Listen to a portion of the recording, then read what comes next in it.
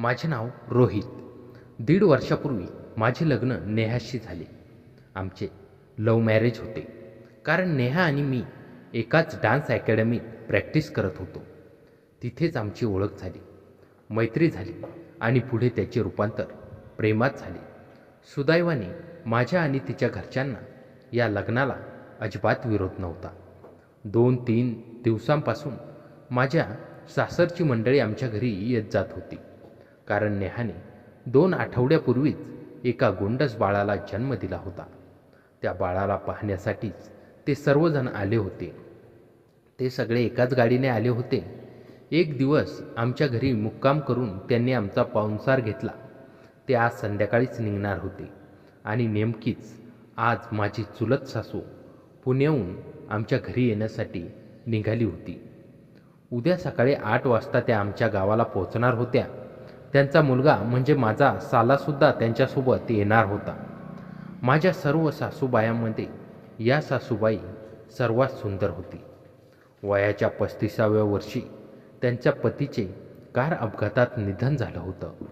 त्यानंतर त्यांनी स्वतःला सावरलं आणि पुण्यात महिलांसाठी एक ब्युटी पार्लर चालू लागल्या. त्यांची ट्रॅव्हल्स गाडी जेव्हा आमच्या गावातील बस स्टॉपवर आली तेव्हा माझ्या साल्याचा मला फोन आला. मी लगेच त्यांना रिसीव करण्यासाठी तिथे पोचलो. जेव्हा त्या गाडीतून खाली उतरू लागल्या तेव्हा माझे लक्ष त्यांच्याकडे गेले. एवढ्याच रात्रीचा प्रवास करूनही सासूबाई खूप सुंदर दिसत होत्या. जणू 25 ते 30 वर्षाची तरुण मुलगीच वाटावी असा त्यांचा तो चमकणारा चेहरा, काळेभोर केस आणि गुलाबी गाल पाहून मन प्रफुल्लित झाले. माझ्या साल्याचे नाव अमित होतं. मी जेव्हा त्याला लांबूनच आवाज दिला तेव्हा त्याचे लक्ष माझ्याकडे गेले. तो स्वतःजवळील सामान उचलून माझ्याजवळ आला. मी ते सामान गाडीत व्यवस्थित ठेवलं आणि त्यांना घेऊन घरी आलो. घरी आल्यावर सासूबाई सर्वांना भेटल्या. अमितनेही सगळ्यांचे नमस्कार करून आशीर्वाद घेतले आणि तो आमच्याजवळ हॉलमध्ये येऊन बसला. मी त्याला विचारले, अमित, तुमचा प्रवास कसा झाला? तो म्हणाला, जिजू, प्रवास खूप छान झाला. काही त्रास झाला नाही. पण गाडीत AC बंद होत नव्हता, त्यामुळे थोडी सर्दी झाल्यासारखं मला वाटतंय. मी अमितला म्हणालो, काही हरकत नाही, सर्दीचं औषध घे, ठीक वाटेल. आम्ही बोलत असतानाच अमितच्या मोबाईलवर त्याच्या ऑफिसमधून फोन आला. त्याला काही महत्त्वाच्या मीटिंगसाठी लवकरात लवकर पुण्याला बोलावण्यात आलं होतं. तिथे त्यांची अत्यंत गरज होती. अमित मला म्हणाला, जिजाजी, आता जाण्यासाठी काही बस मिळेल का मला? मी त्याला म्हणालो, बघ अमित, आता या वेळेला तर पुण्यासाठी थेट बस मिळणार नाही. तू संध्याकाळच्या गाडीने निघ, म्हणजे उद्या सकाळी मीटिंगच्या वेळेत पोहोचशील. आणि सासूबाईंची काळजी करू नकोस, मी उद्या त्यांना गाडीत बसून देईन. अमितला ते पटले. तो म्हणाला, चालेल जिजाजी, तुम्ही संध्याकाळी आईला गाडीत बसून द्या, मी तिथे त्यांना रिसीव्ह करेन. पण एक गोष्ट सांगायची राहिली, आईसोबत तुम्हालाही पुण्याला यावे लागेल. मी विचारले, का? गाडी तर एकदा इथून निघाली की थेट पुण्यातच थांबेल, मग माझी काय गरज? तेव्हा अमितने सांगितले, अरे जिजाजी, आईला मिरगी येण्याचा आजार आहे. ती कधी येईल काही सांगता येत नाही, म्हणून सोबत कोणीतरी असणं गरजेचं आहे. मी म्हणालो, ठीक आहे, मी सोबतीला येण्याचा प्रयत्न करतो. त्यानंतर अमित तयार होऊन आमच्यासोबत ब्रेकफास्टला बसला.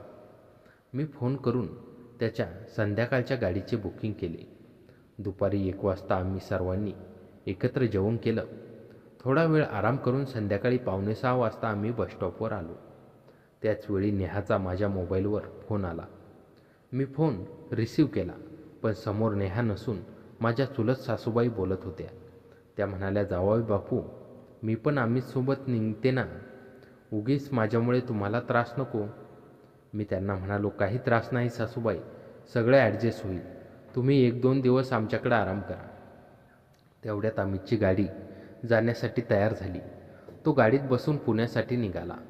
मी घरी निघालो, पण वाटेत मित्रांना भेटून गप्पा मारत साधारण 8 वाजेच्या सुमारास घरी पोहोचलो. घरी सर्वजण जेवणाची तयारी करत होते. जेवण झाल्यानंतर सगळे आपापल्या खोलीत झोपण्यासाठी गेले. मी नेहाला सांगितलं, नेहा, तू आणि सासूबाई तुमच्या खोलीत झोपा. मी बाहेर हॉलमध्ये सोफ्यावर झोपतो. पण दरवाजेची कडी लावू नकोस. मी रात्री कधीही आत येईन. एवढे सांगून मी सोफ्यावर येऊन बसलो. IPLचा सीझन सुरू असल्यामुळे मी काही वेळ TV वर मॅच पाहिली. 11 वाजता मॅच संपल्यावर थोडा वेळ मोबाईल पाहिला. आता रात्रीचे 12:30 वाजले होते. मला नेहाशिवाय झोप येत नव्हती. म्हणून मी हळू पावलांनी खोलीकडे गेलो.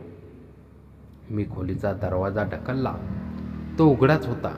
खोलीत AC सुरू असल्यामुळे खूप थंडगार वातावरण होतं आणि आमचे बाळ पाळण्यात शांत झोपलं होतं. खोलीत अंधार होता आणि बेडवर दोघांच्या अंगावर चादर होती. त्यामुळे नेहा कोणती हे ओळखणे कठीण होतं.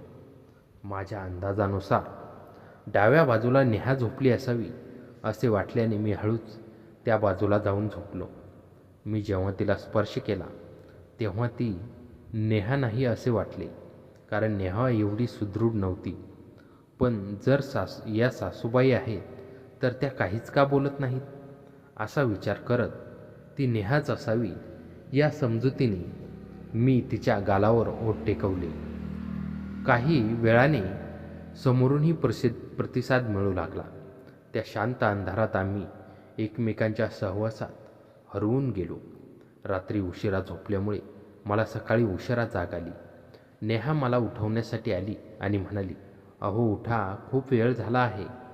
मी अर्धवट झोपेतच म्हणालो, "नेहा झोपू दे ना, रात्री तू मला खूप वेळ जागा ठेवलं होतंस." नेहा आश्चर्याने म्हणाली, मी तर रात्रभर तुमची वाट पाहत होते, तुम्ही आलाच नाहीत." हे ऐकताच मी दचकून खाटेवरून उठलो. नेहा माझ्याकडे गंभीर नजरेने पाहत होती. माझ्या मनात विचारांचे काहूर माजले. जर ती नेहा नव्हती तर रात्री माझ्यासोबत कोण होतं? त्या माझ्या चुलत सासूबाई होत्या की काय? मी डोक्याला हात लावून बसलो. मला असे पाहून नेहाने विचारले, "काय झाले? काय विचार करत आहात?" मी प्रसंग टाळण्यासाठी म्हणालो, "काही नाही. रात्री लवकर डोळा लागला म्हणून खोलीत यायचं विसरलो." नेहा म्हणाली, "बरं झालं नाही आलात. मलाही खूप झोप आली होती.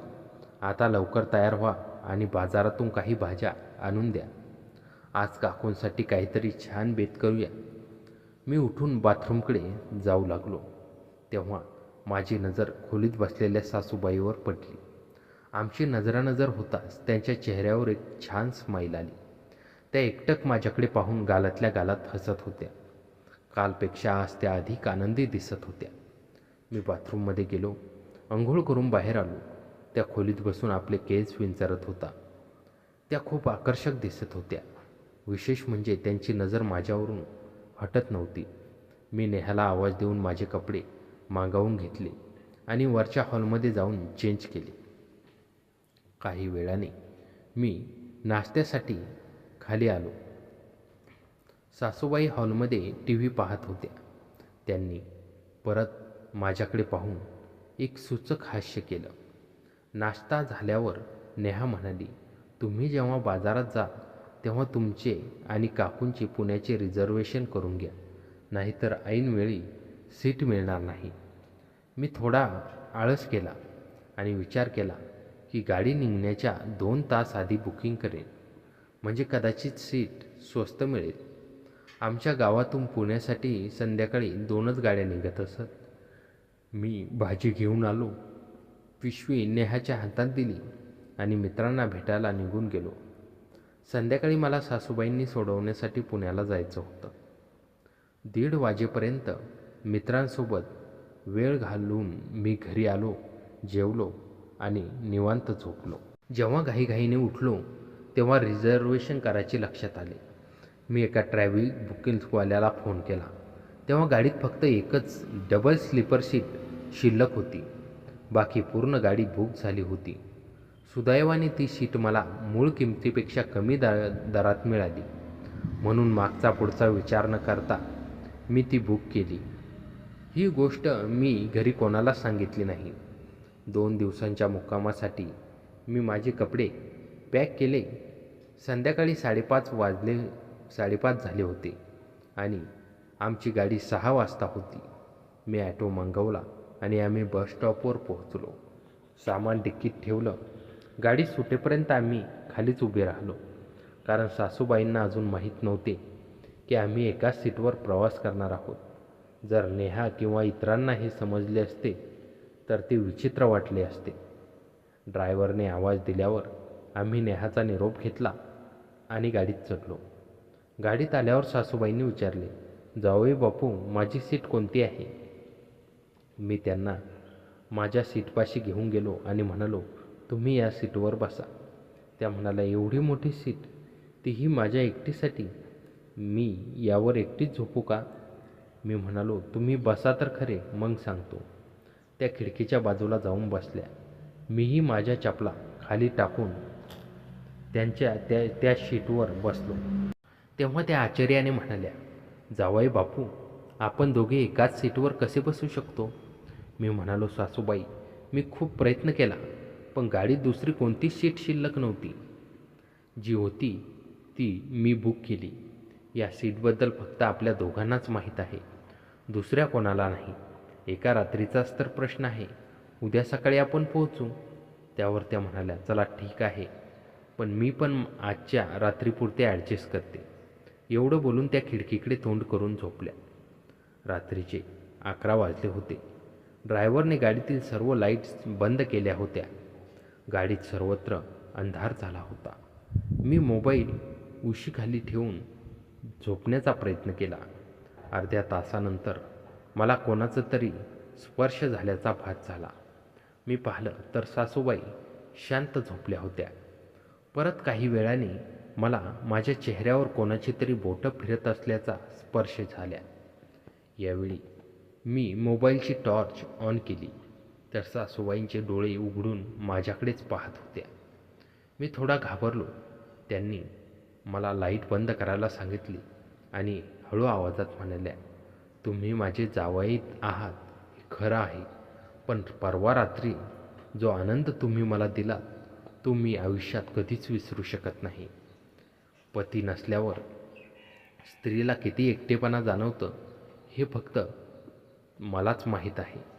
तुम्ही मला नेहा समजून माझ्याजवळ आलात, पण त्यामुळे माझ्या मनातील अनेक वर्षाची इच्छा पूर्ण झाली. म्हणूनच आज जेव्हा तुम्ही हे रिझर्वेशन केले तेव्हाही माझ्या मनात तीच ओढ होती. त्या रात्री प्रवासादरम्यान गाडीच्या अंधारात आमचा संवाद आणि जवळीक आणखीन वाढली. गाडीच्या आवाजात आमचे बोलणे बाहेर जाण्याचा प्रश्नच नव्हता. अनेक वर्षांचे त्यांचे एकटेपण त्या रात्री दूर झालं होतं. त्यानंतर सासूबाईंना सुखाची झोप लागली. पुण्यातील शेवटचा स्टॉप वारजे होता. तिथे गाडी सकाळी 8 वाजता पोहोचणार होती. तिथे पोहोचण्याच्या 5 मिनिटे आधी त्या उठल्या. आम्हाला रिसीव करण्यासाठी अमित तिथे आधीच आला होता. आम्ही गाडीतून उतरून त्यांच्या गाडीत बसलो आणि सासूबाईंच्या घरी निघालो. बस स्टॉपवरून त्यांचे घर 25 मिनिटाच्या अंतरावर होते. घरात पोहोचल्यावर सासूबाई फ्रेश होण्यासाठी बाथरूममध्ये गेल्या. त्या बाहेर आल्यावर मी बाथरूममध्ये गेलो तेव्हा तिथे सासूबाईंचे कपडे वाळत घातलेले दिसले. ते पाहून मला नेहाच्या राहणीमानाची आणि सासूबाईंच्या मॉडर्न असण्याची जाणीव झाली. आंघोळ करून मी बाहेर आलो तेव्हा अमित नाश्ता करत होता.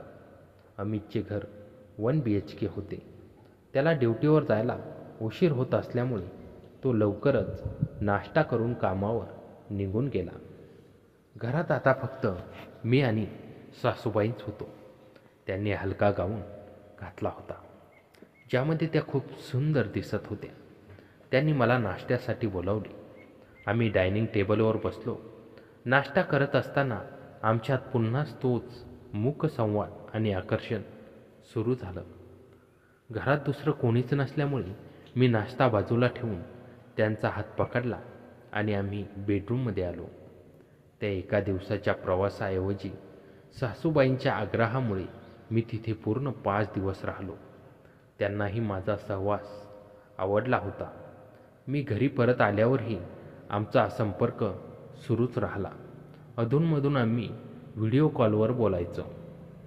अशा प्रकारे त्या एका अनपेक्षित प्रवासाने आमच्या आयुष्याला एक वेगळेच वळण दिले होते. पुण्याच्या त्या 5 दिवसानंतर मी जेव्हा गावी परत आलो तेव्हा माझ्या मनात एक प्रचंड अपराधीपणाची भावना होती. पण त्याचवेळी एक अनामिक ओढही निर्माण झाली होती. घरात पाऊल ठेवताच नेहाने बाळाला माझ्या कुशीत दिले. तिच्या डोळ्यातील निरागस प्रेम आणि विश्वास पाहून माझ्या काळजात सर झालं. मी स्वतःला बजावलं की जे काही पुण्यात झालं ते एका चुकीच्या प्रसंगातून घडलेलं वादळ होतं. आता मला माझ्या संसारावर लक्ष केंद्रित करायचं आहे. पण म्हणतात ना, काही गोष्टी आपल्या नियंत्रणात नसतात. पुण्यातून आल्यावर 2च दिवसात माझ्या मोबाईलवर सासूबाईंचा व्हिडिओ कॉल आला. मी घाबरून खोलीचा दरवाजा बंद केला आणि फोन उचलला. स्क्रीनवर त्या नेहमीसारख्या प्रफुल्लित आणि सुंदर दिसत होत्या. त्या म्हणाल्या, "जावई बापू, तुम्ही गेल्यापासून घर कसं अगदी रिकामं वाटतंय. अमित तर सकाळीच कामावर निघून जातो.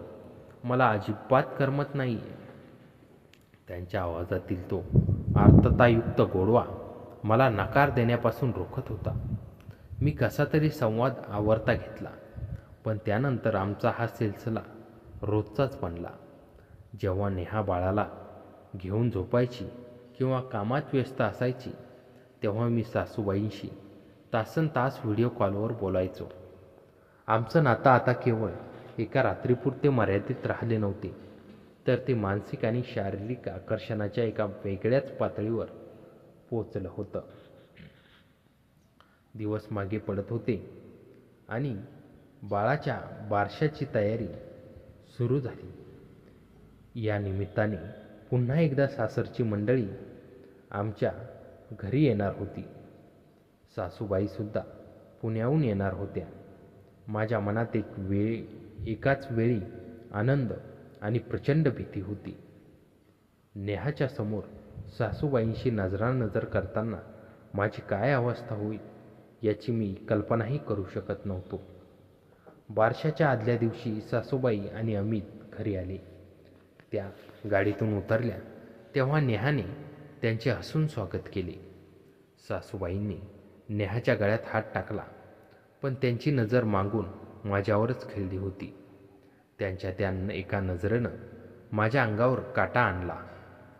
त्या रात्री घरात खूप गर्दी होती, त्यामुळे झोपण्याची व्यवस्था नेहमीप्रमाणे करावी लागली. मी पुन्हा एकदा बाहेर हॉलमध्ये सोफ्यावर झोपायला गेलो. पण यावेळी मनात एक वेगळीच दगदग होती. रात्रीचा 1:30 वाजला असतील. हॉलमधील सगळे दिवे बंद होते. अचानक मला कोणाच्या तरी पावलांचा आवाज आला. मी डोळे उघडून पाहिले तर अंधारात एक आकृती माझ्या सोफ्यापाशी येऊन उभी राहिली. ती दुसरी कोणी नसून सासूबाई होत्या. त्यांनी हळूच माझ्या शेजारी सोफ्यावर जागा केली आणि माझ्या कानात कुजबुजल्या, "खूप दिवसांनी तुम्हाला डोळे भरून पाहिलं. पुण्याची आठवण येत होती का?" मी प्रचंड घाबरलो होतो. "सासूबाई, प्लीज, घरात सगळे आहेत. नेहा शेजारच्या खोलीत आहे. कोणीतरी बघेल," मी चाचरत म्हणालो. पण त्या ऐकण्याच्या मनस्थितीत नव्हत्या. त्यांनी माझा हात आपल्या हातात घेतला. त्याच वेळी अचानक शेजारच्या खोलीचा दरवाजा उघडल्याचा आवाज झाला आणि टॉर्चचा प्रकाश थेट आमच्या सोफ्यावर पडला. तो प्रकाश नेहाच्या मोबाईलचा होता. नेहा पाणी पिण्यासाठी बाहेर आली होती. सोफ्यावर आम्हा दोघांना एवढ्या जवळ बसलेलं पाहून ती जागीच गोठली. "काकू, अहो, तुम्ही इथे काय करताय? आणि तुम्ही एवढ्या रात्री?" नेहाचा आवाज थरथरत होता. माझ्या पायाखालची जमीनच सरकली. काय बोलावे मला सुचत नव्हते. पण सासूबाईंनी अत्यंत हुशारीने प्रसंग सांभाळला. त्या लगेच सोफ्याहून उठल्या आणि कपाळाला हात लावून म्हणाल्या, "अरे नेहा, काही नाही ग. अचानक मला चक्कर आल्यासारखं झालं. खोलीत खूप गुदमरल्यासारखं होत होतं. म्हणून पाणी घ्यायला बाहेर आले तर जावई बापू जागीच होते. त्यांनी मला सोफ्यावर बसवलं आणि पाणी आणून दिलं. नेहाने संशयाने माझ्याकडे पाहिले. मी लगेच टेबलावरचा पाण्याचा पेला पुढे केला. नेहाचा संशय पूर्णपणे गेला नव्हता, पण तिने परिस्थिती शांतपणे हाताळली. ती सासूबाईंना घेऊन खोलीत गेली. पण त्या रात्रीनंतर नेहाच्या वागण्यात एक अनामिक बदल झाला होता. ती माझ्यावर आणि सासूबाईंवर बारीक लक्ष ठेवून होती. बारशाचा कार्यक्रम शांततेत पार पडला, पण त्यानंतर घरात राहणे मला खूप गुदमारल्यासारखे वाटू लागले होते. सासूबाईंनी कळून चुकले होते की नेहा आता सावध झाली आहे. निघण्याच्या दिवशी जेव्हा अमित बाहेर गाडीत पाहत होता, तेव्हा सासूबाईंनी मला किचनमध्ये एकटं गाठलं. त्यांनी माझ्या हातात एक चिठ्ठी दिली आणि म्हणाल्या, इथे आता जास्त धाडस करणे योग्य नाही. मी पुण्यात तुमची वाट पाहीन. दर महिन्याला अमितच्या ऑफिसच्या कामाच्या बहाण्याने किंवा ब्युटी पार्लरच्या साहित्यासाठी तुम्ही पुण्यात येत जा. नेहाचा संशय येणार नाही आणि आपल्याला आपल्या एकांतही मिळेल. मी त्यांच्या डोळ्यात पाहिलं. तिथे एक अनावर ओढ होती जी मला स्वतःकडे ओढत होती. घरी नेहाचे निबळ आणि पवित्र प्रेम होते, तर पुण्यात सासूबाईंचं हे जाळं होतं.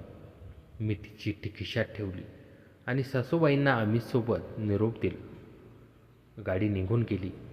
नेहा माझ्या शेजारी उभी राहून गाडीकडे पाहत होती.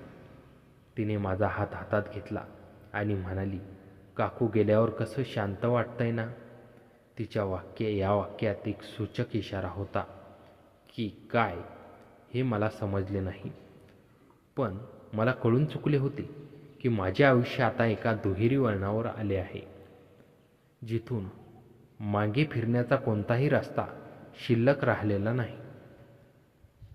एका बाजूला माझा संसार होता आणि दुसऱ्या बाजूला पुण्याचा तो निश्चित पण हवा असा वाटणारा सहवास. सासूबाई पुण्याला परतल्या खऱ्या, पण माझ्या मनात आणि आयुष्यात असं वादळ निर्माण करून गेल्या की ज्यातून बाहेर पडणं मला आता अशक्य झालं होतं. दिवसामागून दिवस जात होते, पण माझं मन गावी असूनही पुण्याच्या त्या 5 दिवसात आणि बारशाच्या रात्री घडलेल्या प्रसंगातच अडकून पडलं होतं. नेहा आता पूर्णपणे बाळाच्या संगोपनात व्यस्त असायची, पण तरीही तिच्या मनात कुठेतरी संशयाची एक लहानशी ठिणगी धुमसत होती, याची मला जाणीव होती. ती बऱ्याचदा माझ्याकडे एकटक पाहायची, जणू माझ्या डोळ्यातून सत्य वाचण्याचा प्रयत्न करत असावी. यामुळे घरात वावरताना अत्यंत मी सावध असायचो. सासूबाईंचा फोन आता थेट येणं बंद झाला होता, कारण आम्हा दोघांनाही नेहाच्या संशयामुळे एक नवीन मार्ग शोधला होता. आम्ही रात्री नेहा झोपल्यानंतर किंवा मी कामाच्या निमित्ताने बाहेर असतानाच गुपचूप मेसेजवर बोलायचो. सासूबाईंनी दिलेल्या त्या चिठ्ठीत शब्दांचा प्रभाव माझ्यावर इतका होता की पुण्यात जाण्यासाठी काहीतरी निमित्त शोधू लागलो. अखेर 1.5 महिन्यानंतर मला ती संधी मिळाली. माझ्या एका मित्रानं पुण्यात डिजिटल मार्केटिंग आणि व्हिडिओ एडिटिंगचे काही मोठे प्रोजेक्ट सुरू केले होते. त्यांनी मला त्याच्यासोबत भागीदारी करण्याची ऑफर दिली होती. मी हीच संधी साधून नेहाशी बोललो. नेहा गावी राहून आपल्या चॅनलचं आणि क्रिएटिव्ह कामाचं मार्केट खूप मर्यादित राहतं. पुण्यातून एक मोठी ऑफर आहे.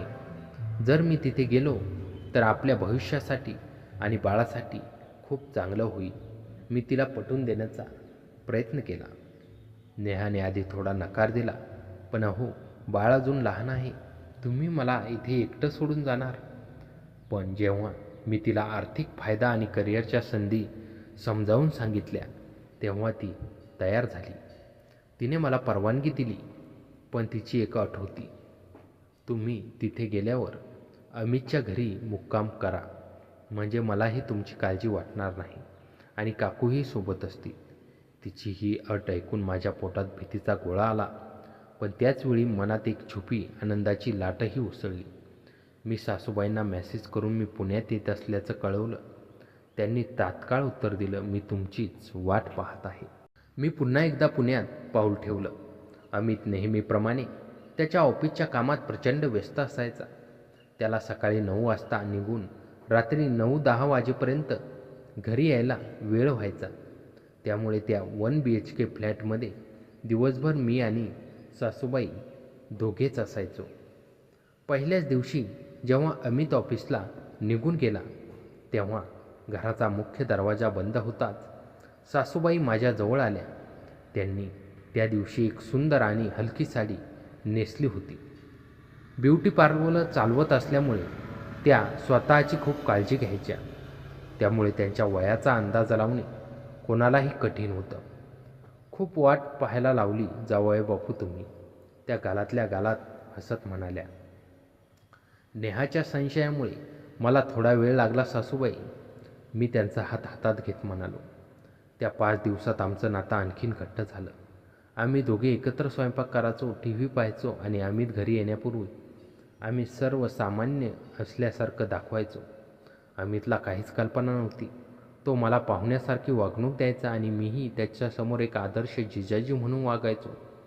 पण हा लपंडाव जितका सुखद होता तितकाच तो भयानकही होता. एक दिवस दुपारी सासूबाई पार्लरमध्ये गेल्या होत्या आणि मी घरात बसून लॅपटॉपवर काम करत होतो. अचानक नेहाचा व्हिडिओ कॉल आला. मी नेहमीप्रमाणे हसत मुखाने फोन उचलला आणि बाळाला पाहू लागलो. नेहा माझ्याशी गप्पा मारत होती. गप्पा मारता मारता तिची नजर माझ्या पाठीमागे असलेल्या भिंतीवर गेली. त्या भिंतीवर एक सासूबाईंचा मोठा फोटो लावलेला होता. नेहाने तो फोटो ओळखला कारण तो तिच्या काकूंचा घरचा हॉल होता. अहो, तुम्ही काकूंच्या घरात आहात का? नेहाने विचारली. हो, अमितने सांगितलं. होतं ना इथे राहायला, म्हणून मी दुपारी कामावरून इथे विश्रांतीसाठी आलो. मी कसाबसा खोटं बोलून प्रसंग सांभाळला. पण त्याचवेळी मागून घराचा मुख्य दरवाजा उघडला. सासूबाई पार्लरमधून लवकर परत आल्या होत्या. त्या थेट हॉलमध्ये आल्या आणि मला न पाहता म्हणाल्या, अहो ऐकलत का, आज पार्लरमध्ये खूप गर्दी होती. मी तुमच्यासाठी आवडीचा हलवा आणला. त्यांचा तो हक्काचा आणि जवळीकीचा आवाज थेट माझ्या मोबाईलच्या स्पीकरमधून नेहाच्या कानावर पडला. सासूबाईंचे शब्द ऐकून नेहाचा चेहरा एकदम पांढरा फटक पडला. तिने स्क्रीनवर सासूबाईंना पाहिले, ज्यांनी घरात येताच आपल्या डोक्यावरील पदर बाजूला केला होता आणि त्या अत्यंत अनौपचारिक कपड्यांमध्ये होत्या. काकू, तुम्ही जाऊबापूंशी अशा भाषेत बोलताय? नेहाचा आवाज कमलेचा आणि कठोर संतापलेला होता. माझे हातपाय थरथरू लागले. सासूबाईंनाही आपली चूक उमजली. त्यांनी लगेच फोन आपल्या हातात घेतला आणि म्हणाल्या, अरे नेहा, तू गैरसमज करून घेऊ नकोस. जावई बापूंना मी मुलासारखं मानते. अमितला जशी हाक मारते तशीच त्यांना मारली आणि हलवा अमितसाठी आणि त्यांच्या दोघांसाठी आणलाय. नेहाने काहीच उत्तर दिले नाही. तिने सरळ फोन कट केला. त्या प्रसंगानंतर पुण्यात थांबणे माझ्यासाठी अशक्य झालं होतं. मी त्याच रात्री गावी परत जाण्याचा निर्णय घेतला. सासूबाईंच्या डोळ्यात भीती आणि पश्चाताप साफ दिसत होता. पण आता वेळ निघून गेली होती. मी जेव्हा गावी पोहोचलो तेव्हा घरातलं वातावरण एखाद्या मशानासारखं शांत होतं. नेहा बाळाला कुशीत घेऊन बसली होती. तिनं डोळ्यातून अश्रू वाहत होते. तिनं माझ्याकडं पाहिलं. त्या नजरेत आता प्रेम नव्हते तर फक्त तिरस्कार होता. मला सगळं समजलंय. नेहा शांत पण जड आवाजात म्हणाली, बारशाच्या रात्री मी जे पाहिलं तो माझा भ्रम नव्हता आणि आज फोनवर जे ऐकलं त्यावरून मला खात्री झाली तुम्ही माझ्या पाठी तितका मोठा खंजीर खुपसलाय असं मला वाटत नव्हतं. तेव्हा माझ्या काकूंसोबत मी तिच्या पाया पडायला गेलो, माफी मागितली. नेहा, माझ्याकडून खूप मोठी चूक झाली. त्या एका रात्री अंधारात माझा गैरसमज झाला आणि त्यानंतर मी मोहात अडकत गेलो. मला माफ कर. नेहाने स्वतःला माझ्यापासून दूर केलं. माफी? या गोष्टीला माफी नाही. तुम्ही माझ्या विश्वासाचा खून केला आहे. त्या दिवसापासून नेहाने माझ्याशी बोलणं सोडलं आहे. ती केवळ बाळासाठी राहते. पण आमच्यातील पती पत्नीचं नातं संपल्यासारखं झालं आहे. दुसरीकडे पुण्यातून सासूबाईंचे मेसेज अजूनही येतात, ज्यामध्ये त्या नेहाची समजूत घालण्याचा आणि मला धीर देण्याचा प्रयत्न करतात. माझं आयुष्य आता एका कोपऱ्यात येऊन थांबलंय, जिथे एका बाजूला उद्ध्वस्त झालेला संसार आहे ज्याला साधणे आता माझ्या हातात नाही, आणि दुसऱ्या बाजूला पुण्याचा तो सहवास आहे जो आनंद तर देतो, पण आनंदाची किंमत माझ्या हसत्या खेळत्या कुटुंबाचा बळी देण्याची चुकवावी लागली आहे. नेहाच्या त्या कठोर शब्दांनी आणि तिच्या डोळ्यातील तिरस्कारांनी आमच्या सुखी संसाराची राखरांगोळी केली होती. घरात आम्ही दोघे एकाच छताखाली राहत होतो, पण आमच्यात केवळ एक अनोळखी व्यक्तीसारखं अंतर निर्माण झालं होतं. ती माझ्याशी फक्त बाळाच्या गरजेपुरतं बोलायची. तिचं ते मोजकं बोलणं आणि कोरडा शब्द माझ्या काळजाला चरे पाडायचं. मी अनेकदा तिची समजूत काढण्याचा, तिचे पाय धरून माफी मागण्याचा प्रयत्न केला, पण तिने मनाचे दरवाजे माझ्यासाठी कायमचे बंद केले होते. दिवसेंदिवस हे मानसिक दडपण मला असह्य होऊ लागलं होतं. गावी कशातच माझं लक्ष लागत नव्हतं. दुसरीकडे पुण्यातून सासूबाईंचे, ज्यांचे नाव आता मी मनातल्या मनात सासूबाईऐवजी एक जिवलग मैत्रीण म्हणून पाहू लागलो होतो, फोन आणि मेसेज येणं सुरूच होतं. त्या नेहाची समजूत काढण्यासाठी तिलाही फोन करायच्या, पण नेहा त्यांचा फोन उचलत नव्हती. सासूबाईंनी मला मेसेज केला, रोहित, नेहाचा राग सध्या अनावर आहे. तिला थोडा वेळ दे. तू इथे पुण्यात येऊन तुझ्या कामावर लक्ष केंद्रित कर. इथे परिस्थिती सामान्य झाल्यावर आपण पुन्हा प्रयत्न करू. घरातील त्या गुदमरून टाकणाऱ्या वातावरणापेक्षा मला पुण्याचा तो आसरा अधिक सुरक्षित वाटू लागला. अखेर एक दिवस मी नेहाला म्हणालो, नेहा, मी पुण्यात माझ्या प्रोजेक्टसाठी जातोय. तुला काही हवं नको ते अमितला सांगत जा. नेहाने नेहमीप्रमाणे काहीच उत्तर दिलं नाही. तिने फक्त बाळाला घट्ट कवेत घेतलं. मी जड अंतकरणाने पण एका सुटकेच्या भावनेने पुण्याची गाडी पकडली. पुण्यात आल्यावर मी अमितच्या घरी राहणे योग्य नव्हते, कारण अमितला अजून या गोष्टीची पूर्ण कल्पना नव्हती. म्हणून मी सासूबाईंच्या ब्युटी पार्लरच्या जवळ एका लहान खोली भाड्याने घेतली. आता माझ्या दुहेरी आयुष्याचा एक नवा अंक सुरू झाला होता. मी दिवसा डिजिटल मार्केटिंगच्या कामात स्वतःला व्यस्त ठेवायचो आणि संध्याकाळ झाली की सासूबाई माझ्या खोलीवर यायच्या. सासूबाईंचा सहवास मला त्या मानसिक त्रासातून तात्पुरता आराम द्यायचा. आम्ही तासनतास एकत्र घालवायचो, जुन्या गोष्टी विसरायचा प्रयत्न करायचो. त्यांनी त्यांच्या वयाची 40शी गाठली असली तरी माझ्यासाठी त्या अजूनही एका पहिल्या रात्रीसारख्याच तरुण आणि मनमोहक होत्या. त्यांनी मला त्यांच्या व्यवसायातील भागीदार म्हणून घेतलं. आम्ही दोघे मिळून पुण्यात एका नव्या आयुष्याची वीण विणत होतो. हा आनंद नक्कीच सुखावह होता, पण त्यांना लागलेली अनैतिकची किनार मला आतून पोखरत होती. अशाच प्रकारे आणखीन 6 महिने निघून गेले. एक दिवस अचानक अमितचा फोन आला. त्याचा आवाज खूप गंभीर होता. तो म्हणाला, जिजू, नेहाने गावी कोर्टात घटस्फोटासाठी अर्ज दाखल केला आहे आणि तिने आईवरही गंभीर आरोप केले आहेत. हे सगळं काय चाललंय? तुम्ही दोघे मिळून माझ्याशी आणि नेहाशी काय खेळ मांडला आहे? अमितच्या या प्रश्नाने पुण्यात उभारलेला आमचा सुखाचा महल क्षणात पत्त्यासारखा कोसळला. सासूबाईंना जेव्हा हे समजलं तेव्हा त्या प्रचंड घाबरल्या.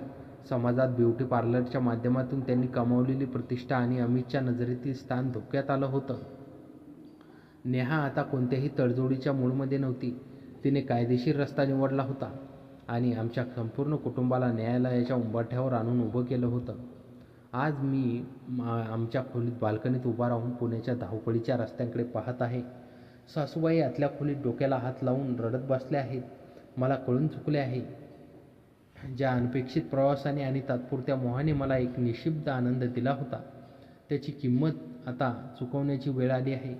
एका बाजूला माझ्या हट्टापायी आणि चुकीमुळे उद्ध्वस्त झालेली नेहा आणि माझे निष्पाप बाळ, ज्याचे तोंड पाहण्याची माझी लायकी उरली नाही, आणि दुसऱ्या बाजूला सासूबाईंचा हा सहवास, जो आता आनंदाचा उगम न राहता कायदेशीर आणि सामाजिक बदनामीचे एक मोठं वादळ बनून आमच्यासमोर उभा ठाकलं होतं. मी संपूर्ण आयुष्याचा जुगार खेळला होता. त्या जुगारात मी सर्व काही हरपून उभा आहे. अमितच्या एका फोनने माझ्या पायाखालची जमीन हिरावून घेतली. घटस्फोटाची नोटीस आणि कोर्टाची पायरी हा विचार माझ्या डोक्यात थरकाप उडवण्यासाठी पुरेसा होता. ज्या सत्याला मी आणि सासूबाई इतके दिवस पुण्याच्या गजबजलेल्या गल्लीबोळात आणि बंद खोल्यांमध्ये लपवण्याचा प्रयत्न करत होतो, ते सत्य आता कायदेशीर कागदावर उतरून आमच्यासमोर ठाकलं होतं. काही दिवसातच आम्हाला कोर्टात हजर राहण्याचे समन्स आले. ज्या गावी मी कधी काळी वाजत गाजत नवरदेव म्हणून गेलो होतो, त्याच गावाच्या फॅमिली कोर्टात आज मी एक गुन्हेगारासारखा उभे होतो. नेहा तिथे आली होती. तिच्या कडेवर आमचे 9 महिन्यांचे बाळ होते. नेहाने साडी नेसली होती. पण तिच्या कपाळावर आता माझ्या नावाचे कुंकू नव्हते. तिचे डोळे सुजलेले होते, पण तिच्या चेहऱ्यावर एक अढळ संताप आणि खंबीरपणा होता. तिने माझ्याकडे साधं वळूनही पाहिलं नाही. तिचे वकील कोर्टात समोर आमचे गुपित उघडे करत असताना तिथे जमलेल्या लोकांच्या नजरा माझ्यावर आणि सासूबाईवर खिळल्या होत्या. त्या नजरांमधील तिरस्कार सहन करणे कोणत्याही शिक्षेपेक्षा भयंकर होते. अमितही तिथे नेहाच्या बाजूने उभा होता. त्याने आपल्या आईकडे म्हणजे सासूबाईंकडे पाहिले आणि अत्यंत उद्वेगाने आपली मान फिरवून घेतली. एका मुलाच्या नजरेत आपल्या आईबद्दल असलेला तो अविश्वास सासूबाईंनी आता संपून गेला. कोर्टाची ती पहिली तारीख संपून आम्ही जेव्हा बाहेर आलो तेव्हा सासूबाईंनी पुण्यात परत जाण्यास नकार दिला. मी त्या घरात आता पाऊल ठेवू शकत नाही रोहित, जिथे माझा स्वतःचा मुलगा माझ्याकडे एका पापी स्त्रीसारखा पाहतोय. त्या म्हणाल्या. शेवटी आम्ही पुण्याच्या त्या भाड्याच्या खोलीवर परत आलो. पण आता खोलीत पूर्वीसारखी ओढ, ते हास्य, निश्चित आनंद शिल्लक नव्हता. तिथे उरली होती फक्त एक शांतता, भयानक आणि गुदमरून टाकणारी शांतता. आम्ही दोघे एकाच खोलीत होतो, पण एकमेकांशी बोलण्याचे धाडस कोणामध्ये नव्हते.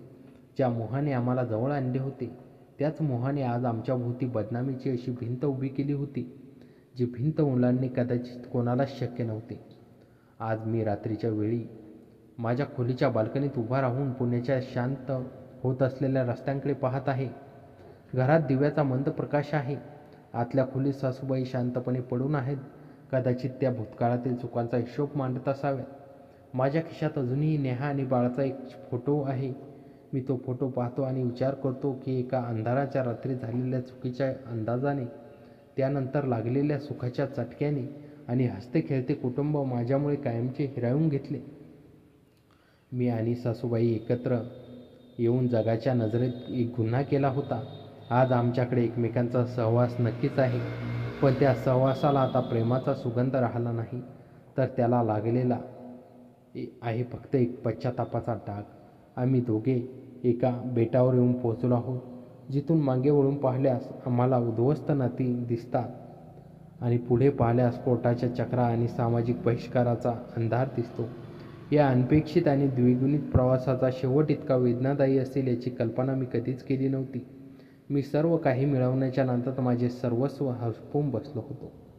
तर मित्रांनो, कथा कशी वाटली कमेंटमध्ये नक्की कळवा आणि चॅनलवर नवीन असाल तर आता सबस्क्राईब करा.